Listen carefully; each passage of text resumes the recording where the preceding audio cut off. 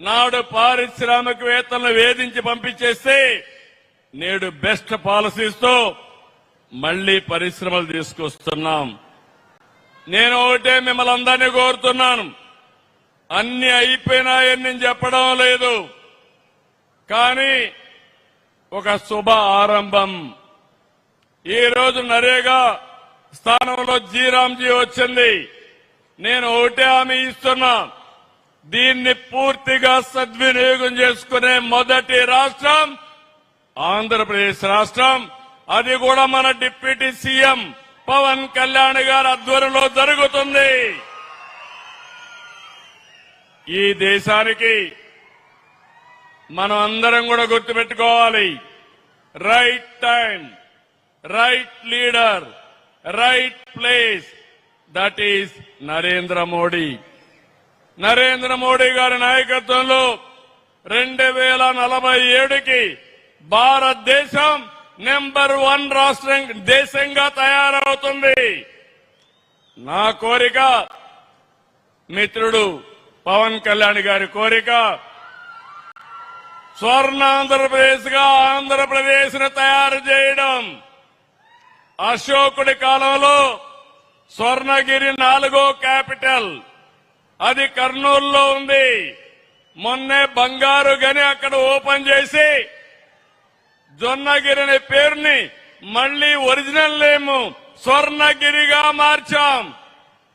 ఇది స్వర్ణాంధ్రప్రదేశ్ కు నాంది. చేసే బాధ్యత మాది, సహకరించే బాధ్యత మీదని మరొకసారి అందరికీ విజ్ఞప్తి చేస్తున్నా. ఈరోజు ఒక చరిత్ర. ఇక్కడికి వచ్చినప్పుడు కోడూరు ఎప్పుడు కూడా నేను చూశాను. ఎప్పుడు ఎన్డీఏ అంటే ఒక పక్క నేనన్నా, ఒక పక్క పవన్ కళ్యాణ్ గారన్నా, ఎక్కడ లేని అభిమానం ఉండే నియోజకవర్గం ఈ కోడూరు నియోజకవర్గం. ఇప్పుడే మీరు కొన్ని డిమాండ్లు అడిగారు. ఇక్కడ ఒక ఆర్టీసీ బస్ స్టాండ్ కావాలన్నారు, చిరకాల వాంఛ. 5-6 కోట్లు అవుతుంది, తప్పకుండా శాంక్షన్ చేస్తున్నామని మీ అందరికీ హామీ ఇస్తున్నా. ఇంకో పక్కన అండర్ గ్రౌండ్ డ్రైనేజ్ ఉంది.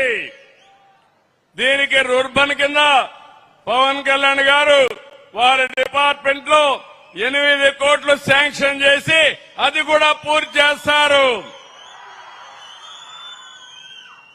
ఇక్కడ ఏపీ ఎండీసీ చిట్వేల్ మండలంలో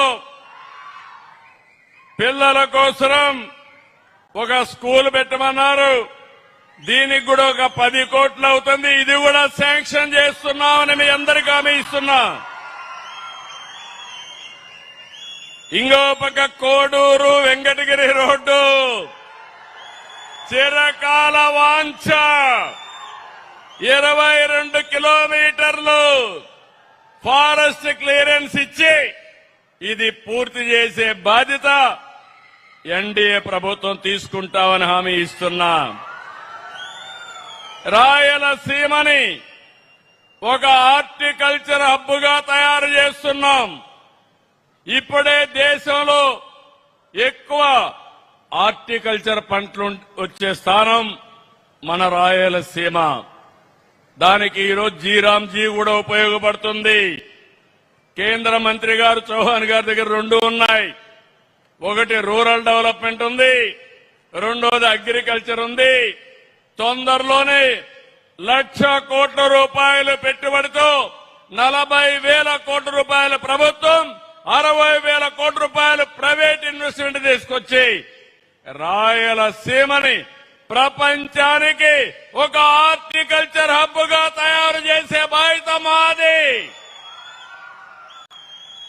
దీనికి ఫౌండేషన్ కూడా మదనపల్లిలో తొందరలో వేస్తున్నాం. ఐ రిక్వెస్టెడ్ మామా to come at the time to Madanapalle. Is a very very down to earth, is a principled man, is very effective. Our Honorable Prime Minister no agenda except make India as